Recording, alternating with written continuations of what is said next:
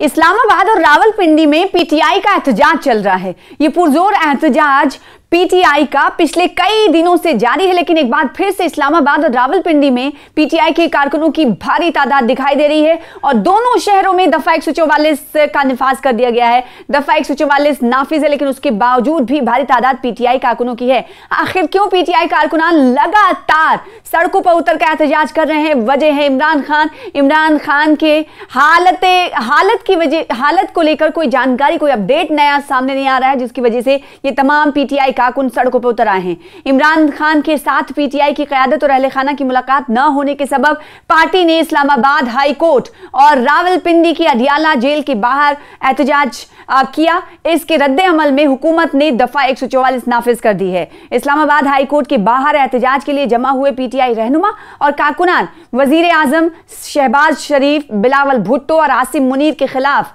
नारे लगा रहे हैं। इस्लामाबाद हाई कोर्ट और अडियाला जेल के बाहर पाकिस्तान तहरीक इंसाफ के लीडरान और कारकुनान बड़ी तादाद में जमा है।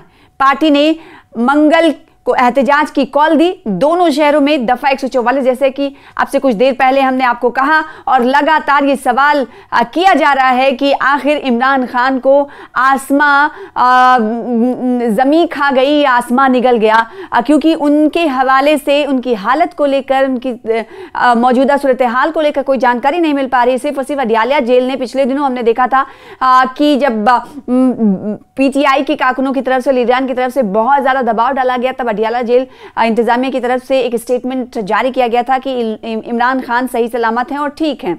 लेकिन इस पर जो पीटीआई कारकुनान हैं और इमरान खान के अहले खाना हैं, वो कहीं ना कहीं संतुष्ट नहीं हो रहे हैं, इत्मीनान उन्हें नहीं हो रहा है। इसी वजह से आज दोनों शहरों में इस तरह की तस्वीर देखने को मिल रही है।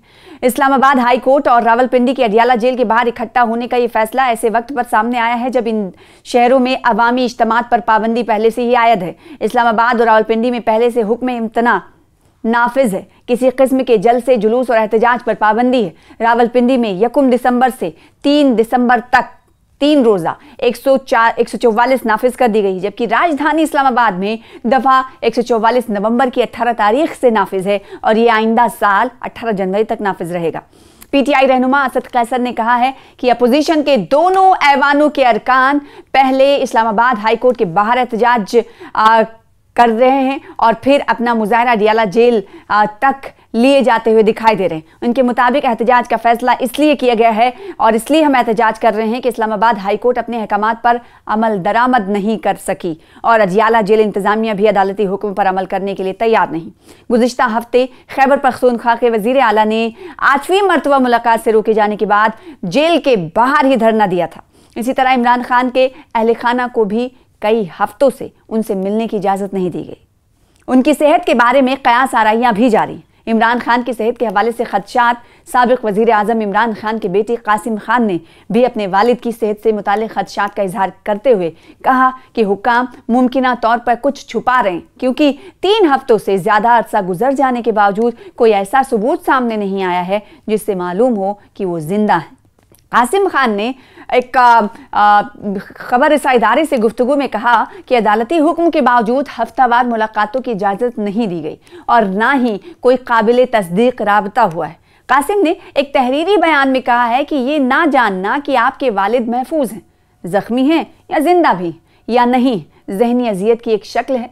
उन्होंने मजीद कहा कि कई माह से कोई आज़ादाना तौर पर तस्दीक शुदा राबता नहीं हुआ। आज हमारे पास उनकी हालत के बारे में बिल्कुल कोई काबिल तस्दीक मालूमात मौजूद नहीं है। हमारा सबसे बड़ा खदशा है कि यह है कि हमसे कोई बात छुपाई जा रही है। कासिम ने कहा कि यह सिर्फ सियासी तनाज़ा नहीं है, यह इंसानी हुकूक की हंगामी सूरत हाल है। ताहम खबर रसा इदारे के मुताबिक जेल के एक अहलकार ने नाम ना जाहिर करने की शर्त पर इस खबर रसा इदारे को बताया कि इमरान खान की सेहत ठीक है। इमरान खान पर मुकदमात क्या है, इस पर भी नज़र डाल लेते हैं। इमरान खान 2023 में ही जेल गए थे। इन्हें मुतअद्दिद मुकदमात में सज़ा सुनाई गई, जिन्हें उनके यहाँ भी वसी तौर पर सियासी बुनियादों पर कायम किए गए मुकदमात करार देते हैं, जो 2022 में पार्लिमानी अदम एतमाद वोट के जरिए इन्हें इक़्तिदार से हटाने के बाद शुरू हुए। इन्हें पहली सज़ा उस मुकदमे में सुनाई गई जिसमें इल्ज़ाम था कि उन्होंने बतौर वज़ीर आज़म मिलने वाले तहाइफ यानी तोहफे गैर कानूनी तौर पर फ़रोख्त कर दिए हैं। जिसे आमतौर पर तौशाखाना केस कहा जाता है। बाद अज़ां मजीद फैसलों में इन्हें तवील मुद्दत की सजाएं सुनाई गई, जिनमें एक सिफारती मुरासला अफशा करने के इल्जाम में 10 साल कैद और एक अलग मुकदमे 14 साल कैद शामिल है, जो अल-कादिर ट्रस्ट के नाम से एक फलाही मंसूबे के तहत मुबैना तौर पर गैर कानूनी अराजी के मामलात से मुतल्लिक है। दरअसल हाई कोर्ट के अहकाम के बावजूद भी, अभी जो मौजूदा सूरत हाल है उस पर नजर डालें तो हाई कोर्ट के अहकाम के बावजूद भी जेल इंतजामिया ने इमरान खान के अहले खाना और वकला को उनसे मुलाकात करने की इजाजत नहीं दी। इमरान खान के अहले खाना और उनकी पार्टी का कहना है कि 6 हफ्तों से इमरान खान से मिलने की इजाजत नहीं दी गई है, जिससे इमरान खान की सलामती सेहत के ताल्लुक से शुकूक व शुबहात का इजहार किया जा रहा है। इस बीच इमरान खान के कत्ल की अफवाहों का भी बाजार गर्म है। आपने देखा होगा सोशल मीडिया पर यही कहा जा रहा है कि इमरान खान का कत्ल कर दिया गया है।